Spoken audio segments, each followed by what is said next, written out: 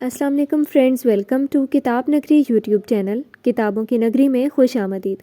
میں ہوں آپ کی ہوسٹ اقرا یاسین اور آج میں آپ کے لیے لے کر آئی ہوں عالیہ حسین کے قلم سے تحریر کردہ ناول دعا سا لگے تو کی ایپیسوڈ نمبر 17 کو لے کر۔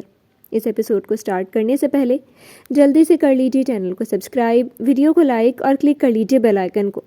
اب آتے ہیں ایپیسوڈ کی جانب۔ یوسف آفس چلا گیا تھا اور وہ اب اکیلی تھی گھر میں۔ ولی بھی شاید پہلے ہی چلے گئے تھے آفس، کیونکہ وہ اور نینا ناشتے پر موجود نہیں تھے۔ یہی بات اسے کھل رہی تھی، پر ساری سوچوں کو جھٹک کر وہ تیار ہوئی اور کالی چادر میں خود کو ڈھانپے وہ آفس جانے کے لیے نکل گئی تھی۔ اس نے دیر نہیں کرنی تھی مزید۔ اب یوسف کے علاج میں اس نے آج ہی کی اپوائنٹمنٹ لی تھی ڈاکٹر سے اس کے لیے۔ ابھی دن کے 12 بج رہے تھے۔ اس نے ڈرائیور کو واپس بھیج دیا اور آفس میں چلی گئی۔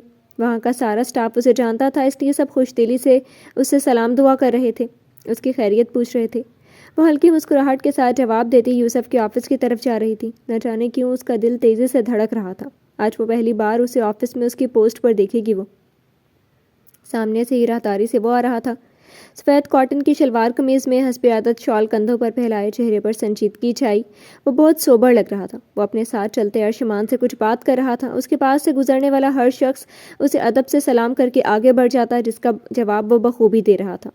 میرا تو ساکت ہو گئی تھی۔ اس پر سے نظریں ہٹانا اسے دنیا کا مشکل ترین کام لگ رہا تھا۔ پہلی بار جب اس نے یوسف کو دیکھا تھا وہ فرش کو گھو رہا تھا۔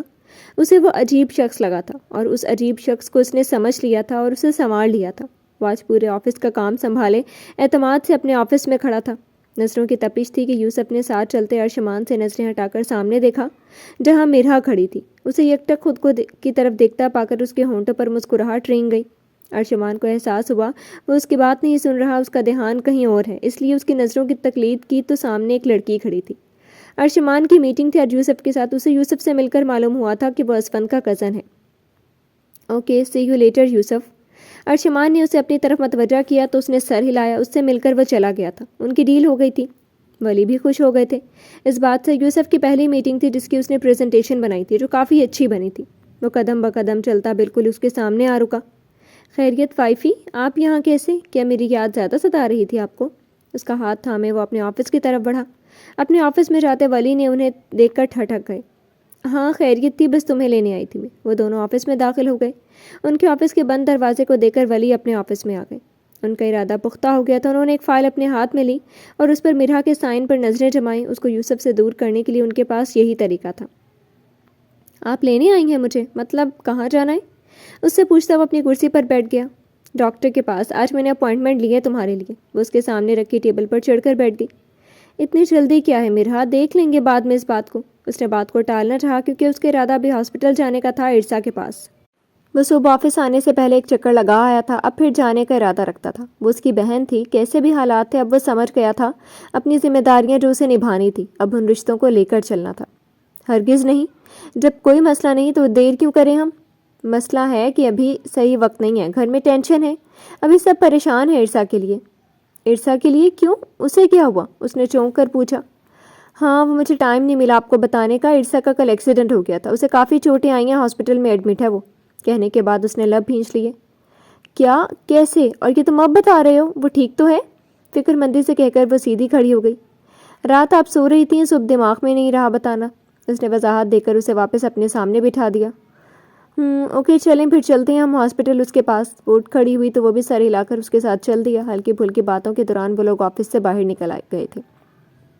اس کی حالت بہتر تھی اب، لیکن اس کے چہرے پر کافی گہرے زخم تھے جن کے نشانات شاید تاعمر رہنے تھے۔ اس کی پیشانی اور گال پر زخم گہرا تھا جنہیں وقت لگنا تھا بھرنے میں، پر لیکن ان کے نشان رہنے تھے ہمیشہ۔ باقی زخم ہلکے تھے، اس کے چہرے پر جو کچھ ہی دن میں ٹھیک ہو جانے تھے۔ اور ٹانگ میں فریکچر ہو گیا تھا اس کے۔ نینا اس کے خوبصورت چہرے کو دیکھتی سکتے میں چلی گئی جو اب زخموں سے چور تھا۔ ان کا دل کٹ کر رہ گیا اس کی حالت پر۔ اسفند نے اس کی کنڈیشن ڈاکٹر سے معلوم کی، وہ ٹھیک تھی، بس زخموں کو ٹھیک ہونے میں وقت لگنا تھا۔ باقی شکر تھا کہ وہ کانچ اس کی آنکھوں میں جانے سے محفوظ رہے تھے، ورنہ اس کی آنکھوں کا نور چلے جانا تھا۔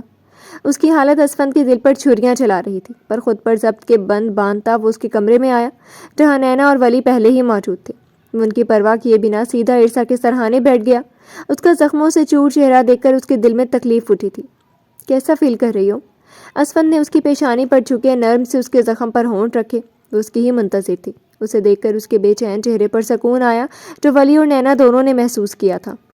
میرے چہرے پر کیا ہوا اسفی؟ بہت تکلیف ہو رہی ہے؟ اس کے چہرے پر تکلیف کی وجہ سے وہ مشکل بول رہی تھی، اور یہ پہلی بات تھی جو اس نے کی تھی، جبکہ نینا نے اس سے بات کرنے کی کوشش کی تھی کافی، پر وہ بے تاثر انہیں بس سن رہی تھی۔ کچھ چوٹیں ہیں جو جلدی ٹھیک ہو جائیں گی، باقی ٹانگ میں ہلکا سا فریکچر ہے، وہ بھی ٹھیک ہو جائے گا۔ وہ نظریں اس کے چہرے پر ٹکائے نرمی سے اس کے بال سہلاتا بولا تھا۔ نینا کا دل کٹ گیا تھا، ان کی بیٹی نے ان سے بات نہیں کی تھی۔ تم آرام کرو ابھی، اور کچھ بھی کہنے کی ضرورت نہیں ہے ابھی، ورنہ یہ زخم دکھ جائیں گے۔ اس کی بات پر عرصا نے ہلکی سی پلکیں جھپکائی تھیں۔ وہ ایک بار پھر نرمی سے اپنا لمس اس کے چہرے پر چھوڑ کر اٹھا۔ تھوڑی دیر تک آ جاؤں گا میں، چاچو آپ یہیں رکنا، اور میری بیوی کا خیال رکھیے گا، باہر سیکیورٹی بھی ہے، وہ ان سے کہتا ایک نظر عرصا پر ڈال کر نینا کو نظر انداز کیے وہاں سے چلا گیا۔ عرصا کی نظروں نے دور تک اس کا پیچھا کیا تھا۔ تھوڑی ہی دیر میں یوسف اور مرحا آ گئے تھے۔ دونوں نے عرصا سے اس کا حال پوچھا، جس کا جواب اس نے بخوبی دیا تھا۔ یہ ایک اور تیر نینا کے دل میں پیوست ہوا تھا اپنی بیٹی کی طرف سے۔ کچھ ہی دیر میں دوائیوں کے زیر اثر وہ سو گئی تھی، جبکہ نینا کی حالت کافی نڈھال سی تھی، اس لیے بڑی مشکل سے ضد کر کے انہیں منا کر آرام کرنے کے لیے مرحا ولی ہاؤس لے گئے، جبکہ یوسف اور ولی وہیں پر رکے تھے عرصا کے پاس۔ دو سفید بڑی سی گاڑیاں حویلی کے لان میں آ رکیں۔ آگے کی سیٹ پر بیٹھے شاہ بابا بڑی شان نے بے نیازی سے گاڑی سے باہر آئے تھے۔ ان کے ساتھ ہی بخت شاہ اور ان کی بیوی نادیہ اور شاہ بی بی تھی۔ دوسری گاڑی میں کچھ سامان تھا۔ انہیں آتے دیکھ کر نعیمہ کے ہاتھ پاؤں پھول گئے تھے۔ وہ وقت آ پہنچا تھا ان کی بیٹی کے پرائے ہونے کا، اور آج اس کی شادی کی تاریخ رکھنی تھی۔ ثروت اور وہ ڈرائنگ روم میں انہیں لیے بیٹھ گئیں۔ طوبہ کہاں ہے؟ سلام کے بعد فوراً انہوں نے اس کا پوچھا تھا۔ میں بلواتی ہوں اسے، ان سے کہہ کر اس نے ملازمہ کو اشارہ دیا جو فوراً سر ہلا کر طوبہ کو بلانے گئی۔ آج وہ یونیورسٹی نہیں گئی تھی۔ نعیمہ نے اسے روکا تھا کہ شاہ حویلی والے آئیں گے۔ وہ ہماری بیٹی ہے تو اصولاً اس کی شادی شاہ حویلی سے ہی ہونی چاہیے، اس لیے ہم طوبہ کو لینے آئے ہیں۔ اس کی اور ارحم کی شادی کی ساری رسومات وہیں پر ہوں گی، اور وہ حویلی سے ہی رخصت ہوگی، اور تم چاہو نعیمہ تو آ سکتی ہو اپنی بیٹی کو رخصت کرنے۔ شاہ بابا کا لہجہ اور بات پر ان کا دل پسیج گیا تھا۔ چند سال کی تھی طوبہ جب انہوں نے اپنے مرحوم شوہر کے مرنے کے تیسرے دن وہ دہلیز چھوڑی تھی، اور آج سالوں بعد انہوں نے اتنی آسانی سے کہہ دیا تھا کہ تم آ سکتی ہو وہاں اپنی بیٹی کو رخصت کرنے۔ نعیمہ کا دل دھاڑے مار کر رونے کا کر رہا تھا، پر وہ سالوں سے ضبط کرتی آئی تھیں، اور آج بھی انہوں نے ایسا ہی کیا تھا۔ وہ خاموش رہی تھی اور صرف سر ہلایا۔ دروازے سے اندر آتی طوبہ انتہا سے زیادہ گھبرائی ہوئی تھی۔ السلام علیکم، وہ جو دھڑلے سے ان لوگوں کو نظر انداز کر دیتی تھی، آج منمنا کر مری مری آواز میں سلام کرتی دروازے پر ہی ٹکی رہی۔ سب خاموش تھے جب شاہ بابا اپنی جگہ سے اٹھے۔ چلو طوبہ شاہ، آج سے تم حویلی کی مکین ہو، تمہارا نکاح وہاں ہی ہوگا۔ ان کی تقلید میں سبھی خاموشی سے اٹھے تھے۔ نعیمہ کا دل پسیج گیا۔ طوبہ نے ایک نظر ان پر ڈالی جس میں کیا کچھ نہ تھا۔ نعیمہ تڑپ گئیں اپنی بیٹی کی حالت پر، بے بسی پر۔ طوبہ کہیں نہیں جائے گی شاہ بابا۔ نہ جانے کہاں سے ان میں اتنی ہمت آ گئی تھی کہ انہوں نے زندگی میں پہلی بار ان کی بات سے اعتراض کیا تھا۔ تم شاید بھول رہی ہو، یہ فیصلہ ہمارا ہے، اور کسی کو بھی ہماری بات سے اعتراض کرنے کی جرت نہیں ہوتی۔ ان کی بات پر انہوں نے ناگواری سے انہیں ٹوکا۔ شاہ بی بی کو اشارہ کیا طوبہ کو ساتھ لانے کا، اور خود باہر چلے گئے۔ چلو طوبہ، انہوں نے نرمی سے اسے تھام کر باہر کا راستہ لیا۔ اس کا دماغ سائیں سائیں کر رہا تھا۔ ارشمان کی باتیں کہ کوئی یقین نہیں کرے گا ان کے نکاح کا، اب وہ شاید سچ ہونے والی تھی، اس لیے کچھ کہنا چاہتی تھی پر زبان ساتھ نہیں دے رہی تھی اس کا۔ یہ تمہارے ہاتھ میں انگوٹھی کیوں نہیں ہے ارحم کے نام والی؟ اس کا ہاتھ تھام کر انہوں نے اس کی سونی انگلی کو دیکھ کر اس سے پوچھا۔ ان کی بات سن کر سب وہیں پر رک گئے۔ نہیں، جب وہ چیخ کر ان سے دور ہوئی تھی۔ اس کی اس قدر بلند چیخ پر سب ساکت رہ گئے تھے۔ میں نکاح میں ہوں ارشمان کے، میں نکاح کے اوپر نکاح نہیں کر سکتی۔ اس کی بات پر سب ساکت رہ گئے تھے۔ نعیمہ نے دل تھام لیا تھا اس کی بات سن کر، جبکہ اندر آتا اسفند بھی وہیں اپنی جگہ پر جامد ہو گیا تھا۔ ادا، وہ اسے دیکھ کر اس کی طرف لپکی تھی۔ ادا، مجھے نہیں جانا کہیں، میں نہیں کر سکتی کسی اور سے شادی ادا، میں ارشمان کے نکاح میں ہوں، مجھے نہیں کہیں اور جانا۔ اس کی سینے سے لگی تھی اس کی باتیں ثروت اور نعیمہ کو ساکت کر گئی تھی، جبکہ شاہ بابا نے سرخ آنکھوں سے اس کی پشت دیکھی تھی۔ انہیں اس کی بات سے زیادہ حرکت ناگوار لگی تھی، اسفند کے سینے سے لگنے والی۔ طوبہ شاہ، شاہ بابا اس کا نام لے کر دھاڑے تھے، ان کی دھاڑ پر وہ مزید اسفند کے سینے میں چھپی تھی۔ ہوش میں تو ہو، کیا کہہ رہی ہو تم؟ ادا، اس رات ساری غلطی میری تھی، میں نے مذاق کیا تھا عرش کے ساتھ، ہم ایکسیڈنٹلی گر گئے تھے، آپ نے جیسا سوچا ویسا کچھ نہیں تھا، پلیز ایسا کچھ نہیں کہنا آپ۔ وہ ان کی بات سنے بنا اسفند سے اپنے کہی جا رہی تھی، کیونکہ اسے ڈر تھا اس نے بھی سن لی اس کی بات پر وہ پکا وہ غصہ کرے گا ان پر، اور ارشمان کے ساتھ کچھ کرنا لے وہ۔ طوبہ، یہ کیا بکواس کر رہی ہو تم؟ سکتے سے نکل کر اس کی طرف نعیمہ بڑھی تھی، اور ان کا ہاتھ اس کے گال پر اپنی چھاپ چھوڑ گیا تھا۔ وہ پھٹی پھٹی آنکھوں سے گال پر ہاتھ رکھے انہیں دیکھ رہی تھی۔ پھپھو، اسفند نے بے یقینی سے انہیں ٹوک کر طوبہ کے اپنے ساتھ لگایا۔ طوبہ جو بھی کہہ رہی ہے سب سچ کہہ رہی ہے، اس نے ان سب کو دیکھ کر کہا۔ بابا دیکھ رہے ہیں آپ کی پوتی نے کیا گل کھلایا ہے، کسی اور سے چھپ کر نکاح کیا ہے اس نے۔ بخت شاہ شعلہ بار نگاہوں سے اس کی پشت کو دیکھتے ان سے بولے، میری مرضی، میرے کہنے پر نکاح کیا ہے، طوبا نے چھپ کر نہیں کیا، کوئی میری موجودگی میں ہوا ہے یہ سب۔ ان کی بات پر کہہ کر اس نے طوبا کو خود سے الگ کر کے اس کا رخ سب کے سامنے کیا جو ہچکیوں میں رو رہی تھی۔ اس کے گال پر سرخ انگلیوں کے نشان واضح تھے۔ اس کی حالت پر نعیمہ کا دل کٹ گیا تھا۔ وہیں اسفند کی بات نے انہیں حیران کیا تھا۔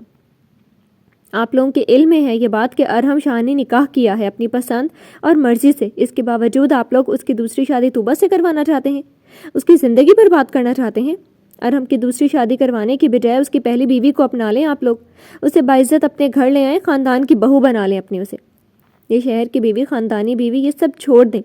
رسومات، خدارا آپ لوگوں کی ان رسموں سے کتنی زندگیاں برباد ہوتی ہیں، کبھی سوچا ہے کہ نہیں؟ کہیں نہیں لکھا یہ کہ اگر پہلی شادی خاندان سے باہر کر لیے تو دوسری شادی خاندان کی لڑکی سے کرنا لازم ہے۔ ارحم کو اس نے کسی لڑکی کے ساتھ دیکھا تھا۔ اسے جب معلوم ہوا تھا کہ طوبا کا رشتہ شاہ بابا نے ارحم سے طے کر دیا تو پہلی فرصت میں اس نے ارحم سے ملاقات کی تھی۔ اپنی بہن کی زندگی پر وہ کوئی رسک نہیں لینا چاہتا تھا۔ ارحم بتانا تو نہیں چاہتا تھا پر اس نے بتا دیا تھا کہ وہ اس کی بیوی ہے، اس نے نکاح کی ہے، اس کے ساتھ وہ پسند کرنے لگا تھا اسے، اور شاہ بابا اسی شرط پر مانے تھے کہ وہ طوبا سے شادی کرے گا تو اس کو نکاح کی اجازت دیں گے۔ اس نے وعدہ کیا تھا ان سے کہ وہ جیسا چاہیں گے وہی ہوگا، بس وہ اپنی پسند سے شادی کرنا چاہتا ہے، اور اس نے کر دی تھی شادی۔ اسفند کو غصہ تو بہت آیا تھا اس پر، لیکن وہ کتنا خود غرض بن گیا تھا، اس کی بہن کی زندگی برباد کرنا چاہتا تھا وہ، پر ارحم نے اسے جتا دیا تھا کہ طوبا ان کی خاندان کی ہے، وہ ہر طرح سے اس پر حق رکھتے ہیں، اس لیے وہ یا کوئی اور نہیں روک سکتا شاہ بابا کو ان کی شادی کروانے سے۔ یہی سوچ اسے پریشان کر رہی تھی۔ وہ طوبا کی زندگی نہیں خراب کرنا چاہتا تھا، کہاں وہ ہنسمکھ لاؤ بالی سے اتنے بڑے دکھ جھیل پائے گی۔ اسے پہلا خیال جس شخص کا آیا تھا وہ تھا ارشمان، پر جھٹک دیا خیال لیکن وہ طوبا کے لیے پرفیکٹ تھا ہر لحاظ سے، بس اس کا غیر ذمہ دار ہونا، ہر چیز سے بے فکر رہنا اسفند کو پسند نہیں تھا، جس کی وجہ سے اس نے ارشمان کے آئے رشتے کے لیے بھی منع کر دیا تھا۔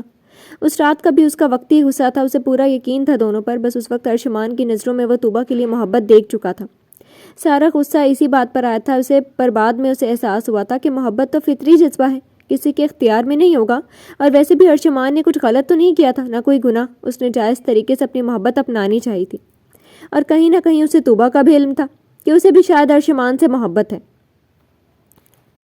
اسفند نے جب ارشمان سے بات کی تو وہ فوراً مان گیا تھا، اور وہ خود نکاح میں ان کے سرپرست کی حیثیت سے موجود تھا۔ اس نے آصر کو بھی یہ بات نہیں بتائی تھی کیونکہ وہ اسے اس قدم سے باز رکھتے، وہ بھی کہیں نہ کہیں شاہ بابا کے آگے خاموش ہو جاتے، اس لیے انہیں بھی بعد میں بتانے کا ارادہ تھا اس کا، پر اسے اندازہ نہیں تھا اتنی جلدی یہ سب ہو جائے گا۔ اس کے بعد پر شاہ بابا اور بخت شاہ کے علاوہ سبھی ساکت رہ گئے تھے کیونکہ سبھی اس بات سے بے خبر تھے۔ تم چھوٹے ہو اسفند، یہ ہم بڑوں کے معاملے اور رسومات ہیں، ان میں تم نہیں پڑو، ہمیں بتانے کی ضرورت نہیں کہ کیا کرنا چاہیے، اور طوبا پر ہم ہر طرح سے حق رکھتے ہیں، قانوناً بھی، تو جو چاہیں ہم اس کے ساتھ کر سکتے ہیں۔ بہرحال اس کی شادی ارحم شاہ سے ہی ہوگی، ہماری بات سے کسی کو اختلاف کرنے کی ضرورت نہیں ہے، اور نہ ہی کوئی یہ جرأت کرے، انہوں نے نہایت ہی غصے میں کہا تھا۔ چلو طوبا شاہ، تم سے بات وہاں ہوگی، اور تمہارا فیصلہ بھی۔ انہوں نے اس بار اس کو مخاطب کیا، وہ تو اپنی جگہ پر جمی کھڑی تھی، ان کی بات پر نفی میں سر ہلا کر اسفند کی طرف دیکھا۔ بالکل آپ ہر حق رکھتے ہیں، پر اب سب سے زیادہ طوبا پر حق صرف اس کے شوہر کا ہے جو کوئی قانون نہیں چھین سکتا ارشمان سے، اس لیے آپ لوگ ایک فیملی کی طرح فرض نبھا کر طوبا کو رخصت کریں اس کے ساتھ، وہ جلد آئے گا طوبا کو رخصت کرانے۔ ہرگز نہیں، اس لڑکی کو طلاق دینی ہوگی طوبا کو، ہم اپنی بیٹی خاندان سے باہر نہیں رخصت کریں گے، ایسا بالکل نہیں ہوگا۔ طلاق تب تک نہیں ہو سکتی جب تک میاں بیوی نہ چاہیں، اور الحمدللہ یہاں محبت بہت ہے تو جدا کرنا ناممکن ہے۔ وہ ان دونوں کا دفاع کر رہا تھا، ان کی محبت کا۔ طوبا تو حیران سی اسے دیکھ رہی تھی، اس وقت وہ اسے کسی فرشتے سے کم نہیں لگ رہا تھا، جبکہ اسفند پل میں سب طے کر گیا تھا۔ اگر بر وقت وہ طوبا کا نکاح ارشمان سے نہیں کراتا تو آج وہ طوبا کو اپنے ساتھ لے جاتے۔ نعیمہ نے فخر سے اسے دیکھا تھا، وہ ان کا بھتیجا تھا، پر اس نے ہمیشہ ایک بیٹے کی کمی پوری کی تھی ان کی۔ حقیقت میں طوبا کو بہن کی محبت دی ہے، اور آج وہ اپنا فرض نبھا رہا تھا۔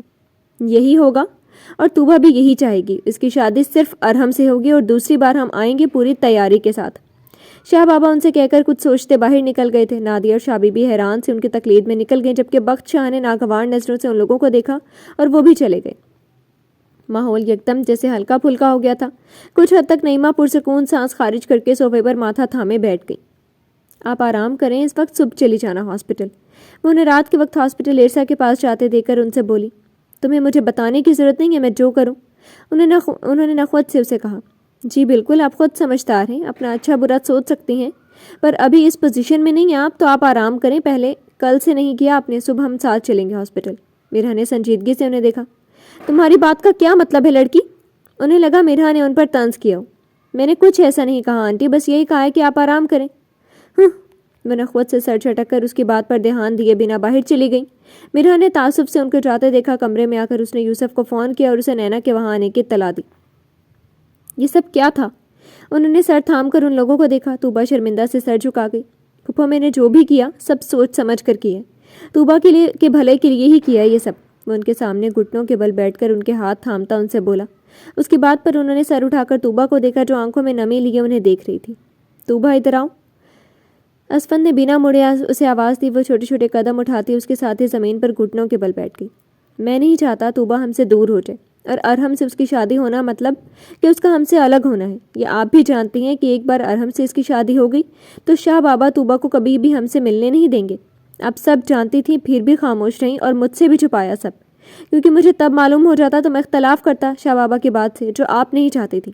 پر سچ جانے ان کا یہ فیصلہ سراسر ہمارے لیے نقصان کا باعث تھا، جس میں سب سے زیادہ خسارہ طوبا کا تھا. اس لیے آپ ہم سے ناراض مت ہوں، کیونکہ اس سب میں بھلائی صرف طوبا کی ہے اور اس کی خوشی.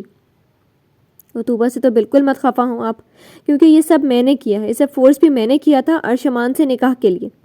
اور ارشمان، کیا اس کی بھی خوشی اس میں شامل ہے؟ انہوں نے دونوں کو دیکھ کر پوچھا. ان کی بات پر نہ جانے کیوں طوبا سرخ ہو گئی تھی. اس نے فوراً سر جھکا لیا تھا. اس کے نام پر اس کی دھڑکنیں منتشر ہوئی تھی. اس نے خود طوبا کے لیے پسندیدگی ظاہر کی تھی، تو مجھے کوئی اعتراض نہیں تھا اس پر. اور آپ کا سب کا دیکھا بھالا لڑکا ہے کہ آپ کو ارشمان پسند نہیں طوبا کے لیے. مجھے پورا بھروسہ ہے تم پر اور تمہارے فیصلے پر. ارشمان یقیناً بہتر ہوگا طوبا کے لیے. انہوں نے فخر اور محبت سے کہہ کر اس کی پیشانی چومی اور پھر محبت سے طوبا کو اپنے گلے لگایا. وہ تو بس اس کی خوشی ہی چاہتی تھی کسی بھی طرح. طوبا تو رشک سے اسفند کو دیکھ رہی تھی. اتنا اچھا بھی کوئی ہوتا ہے کیا؟ پر وہ بے حد اچھا تھا، واقعی محبت نبھانے والا، رشتوں کا تقدس برقرار رکھنے والا تھا. 1 مہینے بعد. تم ابھی تک آفس میں ہو؟ اس نے کچھ حیرت سے پوچھا اور اپنے کمرے میں چلی گئی. شام کا وقت تھا. اس نے چائے بنائی تھی اپنے لیے، لیکن یوسف کا فون آتا دیکھ کر چائے لے کر وہ کمرے میں آ گئی. ہاں، دل نہیں کر رہا ابھی گھر جانے کا. وہ چیئر سے ٹیک لگائے آنکھیں موندے کان سے فون لگائے ہوئے تھا. یوسف اب اور کتنا کام کرو گے؟ شرافت سے اٹھو اور جاؤ گھر. وہ جانتی تھی وہ گھر نہیں جائے گا اگر تو وہ تب تک وہاں بیٹھا کام کرتا رہے گا، اور زیادہ کام بھی انسان کی صحت کے لیے اچھا نہیں ہوتا. ویسے بھی 1 مہینے میں یوسف کو عادت ہو گئی تھی ہر چیز کی. سارا کام اب اس کے انڈر تھا آفس کا. آپ کو کب لینے آؤں؟ اس نے اس کی بات کو نظر انداز کر دیا. 1-2 دن میں آ جانا. ابھی امی کی طبیعت خراب ہے کچھ، تو انہیں چھوڑ کے آنے کا دل نہیں کر رہا. اس نے چائے کا سپ لیا اور کپ بیڈ کے سائڈ ٹیبل پر رکھ دیا. آسیہ کی طبیعت واقعی خراب تھی، اس لیے اس کا دل بھی نہیں مان رہا تھا انہیں ایسے چھوڑ جانے کا، جبکہ یوسف سے دور رہنا بھی مشکل تھا اس کے لیے. پر وہ اپنی ماں کو بھی اس حالت میں نہیں چھوڑ کر جانا چاہتی تھی. ہمنا تو تھی، ان کا خیال رکھتی تھی بالکل اچھے سے، لیکن پھر بھی اس کا دل اپنا نہیں مان رہا تھا ابھی. 1 ہفتہ ہو گیا میرا، آپ سے دور رہنا بہت مشکل ہے میرے لیے، اور آپ یوں دور رہ کر سزا دے رہی ہیں جیسے. ایسے نہیں کہتے، بس کچھ دن اور پھر تم آ جانا لینے. میں کچھ نہیں کہوں گی. اس کی اداسی محسوس کر کے وہ بھی اداس ہو گئی تھی. اچھا اب اٹھو اور گھر جاؤ. وہاں پہنچ کر مجھے بتانا یوسف. باقی کام کل پر رکھ دو. ہر وقت کبھی کام اچھا نہیں لگتا. اس کی اداسی دور کرنے کے لیے اس نے مصنوعی سخت آواز میں اس سے کہا. اوکے، جو حکم وائفی، جا رہا ہوں میں. آپ خیال رکھنا اپنا. میں رات کو فون کروں گا. وہ اٹھ کھڑا ہوا اور کچھ باتوں کے بعد فون بند کر دیا. اپنا سامان سمیٹ کر وہ باہر آ گیا. پارکنگ ایریا میں اس کی گاڑی کھڑی تھی جو وہ خود ہی ڈرائیو کرتا تھا. جی تو فرینڈز، کیسی لگی آپ کو آج کی ایپیسوڈ؟ کمنٹ سیکشن میں اپنی رائے کا اظہار کرنا مت بھولیے گا. پھر حاضر ہوں گے نیو ایپیسوڈ کے ساتھ. تب تک کے لیے اجازت دیجیے. شکریہ.